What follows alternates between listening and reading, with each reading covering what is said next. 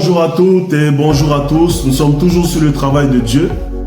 Et dernièrement, nous avions dit que dans Jean 6, verset 29, Jésus dit que le travail ou encore l'œuvre de Dieu consiste à croire en celui que Dieu a envoyé. Donc, il s'agit de croire en Jésus-Christ. Voilà. Donc, croire en Jésus-Christ comme son sauveur et son Seigneur personnel. Donc, il ne faut pas aller en besogne. D'abord, recevoir Jésus-Christ comme sauveur et Seigneur. Parce que le mot croire ici parle de la foi. Sans la foi, nous ne sommes rien, nous n'avons rien, nous ne pouvons rien. Donc, il nous faut d'abord avoir la foi. La foi en qui? En Jésus-Christ. Il n'est pas l'auteur d'une religion, il est l'auteur d'une relation.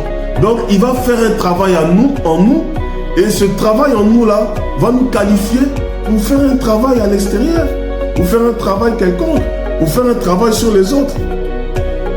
Voyez-vous, c'est ma prière ce matin pour chacun. D'abord, avant de faire quoi que ce soit, il faut d'abord croire en celui que Dieu a envoyé. Le travail commence par là. Et après maintenant, à travers nous, il va agir. Amen.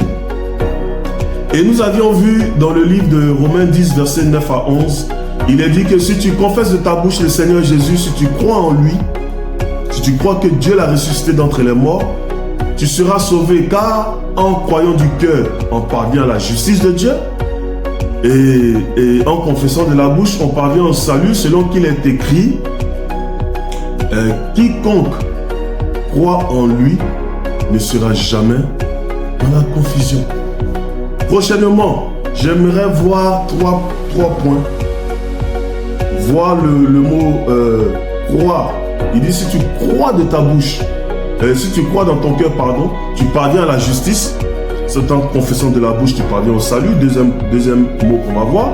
Et le troisième mot qu'on va voir, c'est quiconque croit en lui ne sera jamais dans la confusion.